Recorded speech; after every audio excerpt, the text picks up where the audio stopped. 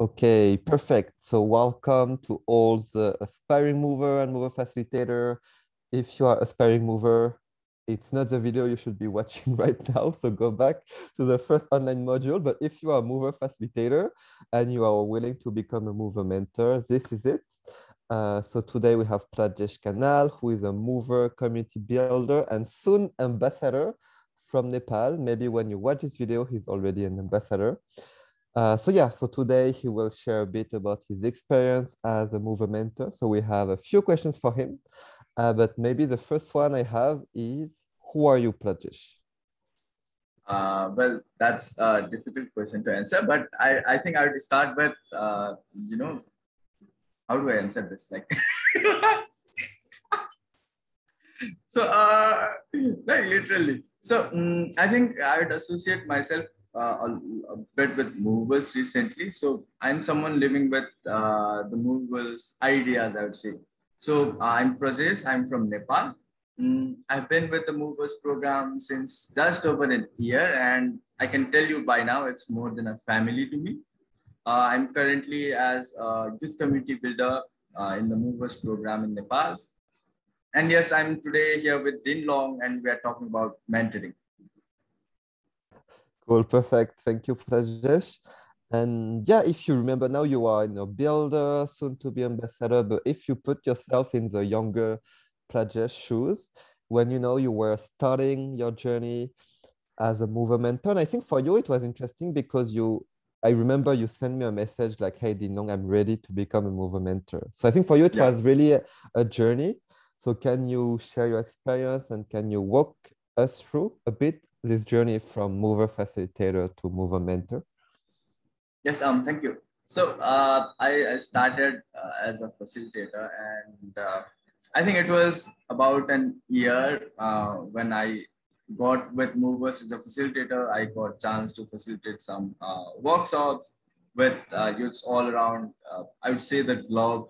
And then I thought, I think I'm ready. I know this process enough to be able to inspire or help other aspiring movers to be in the process. So I thought, yes, I'm ready now. And as you said, I messaged you, hey, Din Long, I think I'm ready to become a movers mentor. How do I start? So I literally had the same thing. How do I start? And I'm glad I'm being featured today in the same thing. So I think my experience as a movers mentor, I love this more than what it was when I was only facilitating, because when I was just a facilitator, I think I could only inspire a few people. But now I believe I'm supporting the butterfly effect. It's multiplying. One mover facilitator, one aspiring mover I mentor is going to inspire, is going to empower thousands of other youths. So I think this gives a lot of good vibes. So I'm loving my experience as a movers mentor. Cool, thank you, Prajesh. And maybe before we go deep into what you have done concretely, could you maybe share, it's a question many people have. How did you identify, how did you find the first two mentees, the first two aspiring movers that you mentored? Yeah. So this is something like I have had friends asking me as well. In my case, I somehow stumble upon people who are willing to get mentored.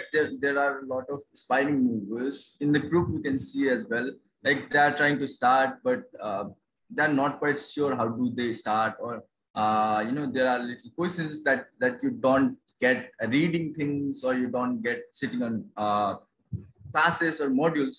So I think that's where we could look for people.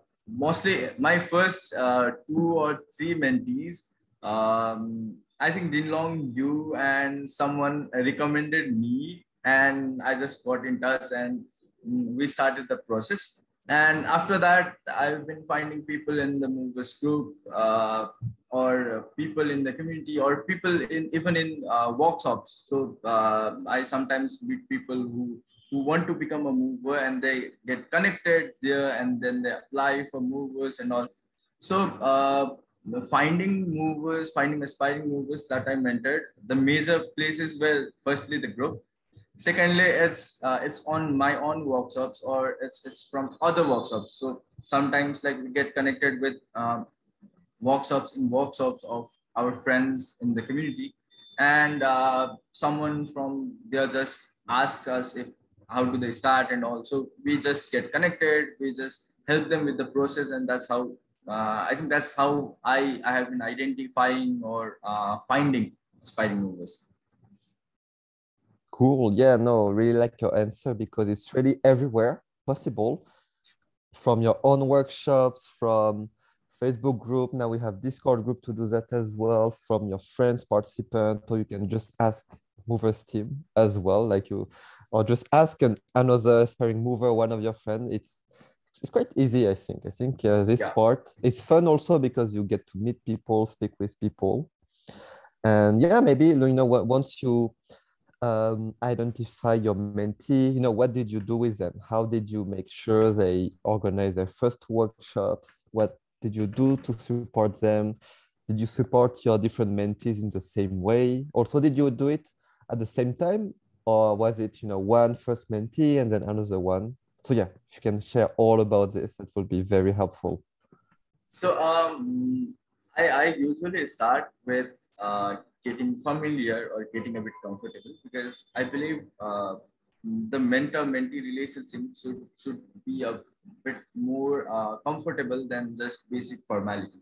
So when you get comfortable with the people, with the person that you are going to work with, you are going to shape your journey with, there needs to be openness where you could ask little things that comes to your mind, or ask for little helps. So my first step would always be getting into the comfort zone, getting into the friendly zone, so we could communicate freely. What I usually do is, for the first two workshops, I basically get on a call with them and brief them a bit about movers and a bit about the journey, how do we start. And people usually think they need to do a lot of things to get to their first workshop or get to being a movers facilitator. So I just try to break it down. I just try to divide it and show them these are the things that you need to do. And trust me, there are just two or three things that you need to do. And these are the things that has already been done. These are the things that you could do later.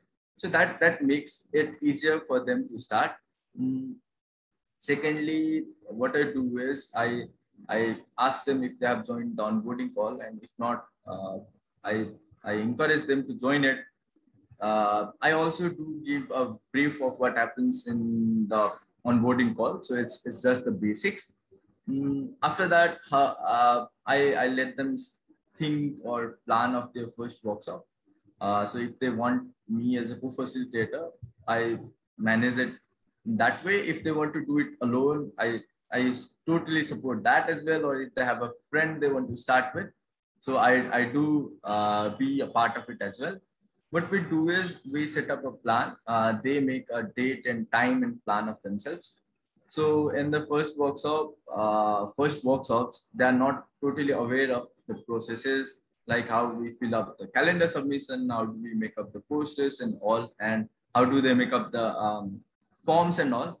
So what I try to do is I try to do it with them on a Zoom call by sharing my screen. So I do it for the first time, sharing my screen so that they can see it. And for the second workshop, I encourage them to do it themselves. But if they want any help in that, I be there as well. So that way, I believe they could do it themselves after the second workshop. And after that, we plan on for a rehearsal. We practice in a while. If they have anything, we just get in touch in that. And in the rehearsal, we do a dry run usually. And if there are any suggestions or any inputs, I just convey it. And yes, we are on the first workshop of an aspiring mover. Cool. Really, really like the process. Like, first time you do it and you show them.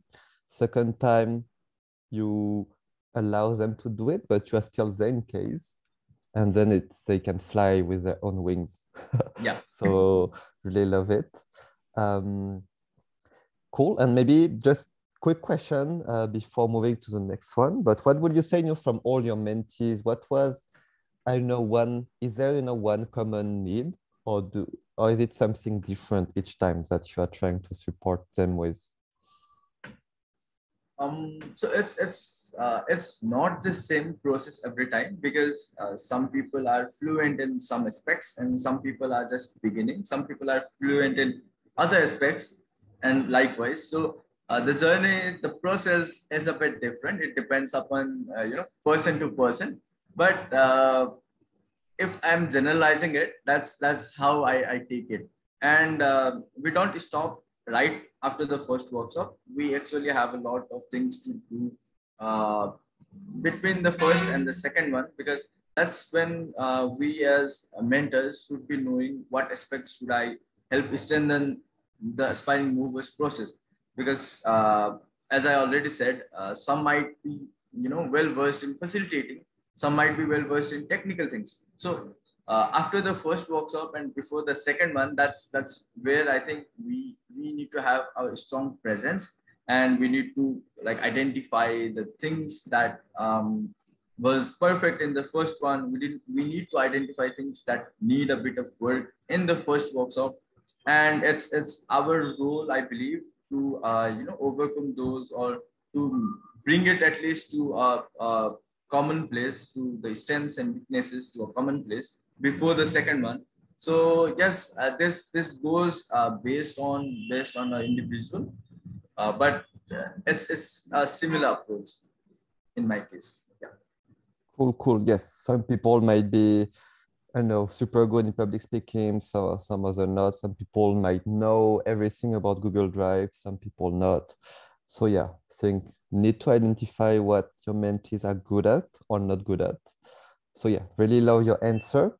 And what would you say during your mover mentor journey? What were your proudest moments and what were your, I don't know, some of your big or small challenges?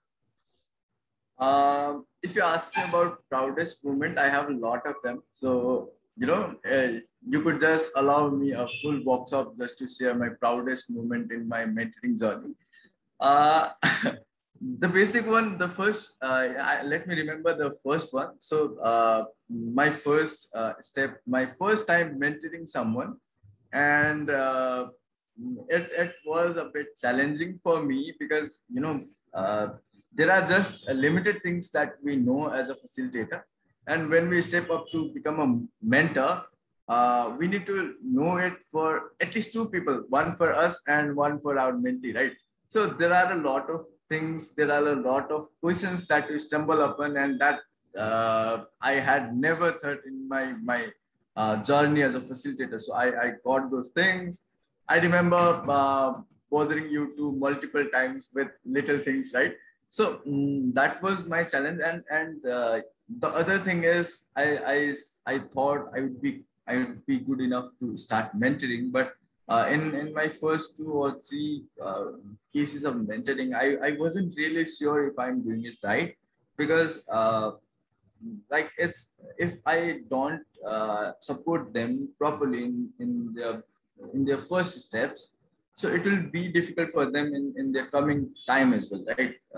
They need to they have a long journey, so as long as they keep it, and I was really challenged by this, if I do it good enough. But my proudest moment was when the first workshop was done, and I got a lot of compliments for my mentees, even in the Zoom call as well as out of the call. So it was my proudest moment that I could be associated with the process. And trust me, the the good feeling that you get after you help support someone in their journey is beyond words. So yes, those are this would be something I would never forget. We're so happy to hear that. And yes, let's plan for a 2-hour workshop on Prajesh proudest moments. Cool. So during your mover mentor journey, would you say you have developed new skills or learned something new?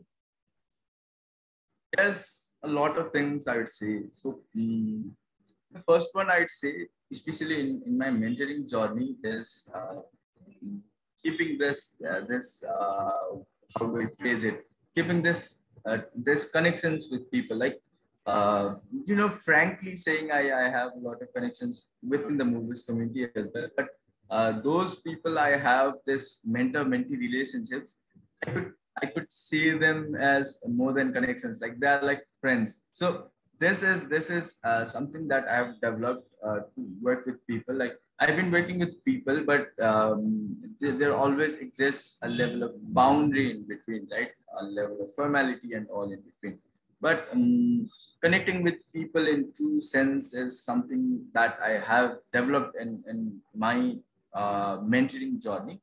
The second one would be like thinking a bit further. So when we are just facilitating, we are thinking, our thinking or our planning is limited to a place. But when we are mentoring it, it needs to be pushed a bit further. And the third one is how do we give feedbacks. So feedbacking is something that I've learned a lot, and I've felt it to be a very important thing when I started mentoring. Because giving if we don't give proper feedbacks and proper types of feedbacks at the right time, I think it won't be perfect for someone who's just starting, who's new, as well as the coming journey. So feedbacking is another skill that I won't say I have developed completely, but I'm in process of developing. Cool. Yes, feedback. Key topic of leadership level 2 as well. Yeah.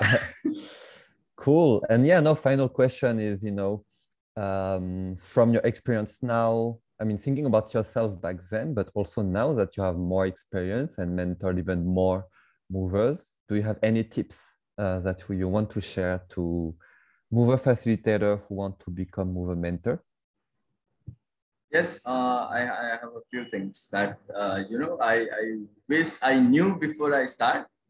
Uh, I would have done a lot better when I was starting if I knew it earlier. So the first one would be, as I already said, try to connect with the aspiring mover. That way, they would be able to ask you little things that comes across their mind. Because if we don't connect with them properly, we shy away from asking things. We feel as if we are bothering the other person with little questions, and those little queries, those little curiosities, they sometimes make us in difficulty in our journey. So that would be my first tip. The second tip is to really watch out how we feedback them. So if like after the first workshop, before the workshop, after the workshop, after the rehearsal, so I think proper feedbacking is one of the things that we need to see. And I don't know if this is a good approach, but what I do is, let me share what I do. After the first workshop of the, the aspiring mover, I usually provide them with feedbacks that relate with their stints in the journey, and what aspects did they do well and all. And I keep the weaknesses feedback for the rehearsal before we start the second workshop. So that way, we could work on them right on the time. I just keep it noted somewhere. People I have mentored, like one of my friends I mentored used to say that I'm judging them. So in a fun way. So like I just keep little notes, and when they're going to start the second workshop, when you're rehearsing for the second workshop, just share with them that in the first workshop you did great on this. These are the things that we needed to work, and this time while we are preparing, let's work on this from the beginning. So that way, the things that we need to work on gets connected, and also to ask like if they are having any difficulties in the approach that we are taking in mentoring them, or if they want any help in little things. So do ask away anything, and to make them comfortable to ask to anything. I think if the communication is done perfectly, the mover's mentor journey would go good, and the aspiring mover would also be highly benefited. So the key is communication. Yeah. Thank you so much, Prajesh, for sharing your experience and all the tips. I'm sure it will be super helpful for all the aspiring mover. Thank So you, yeah, Jinlong, hope for that you having me. become ambassador soon. And yeah, everyone who's watching, you can reach out to Prajesh as well for any tips, more tips.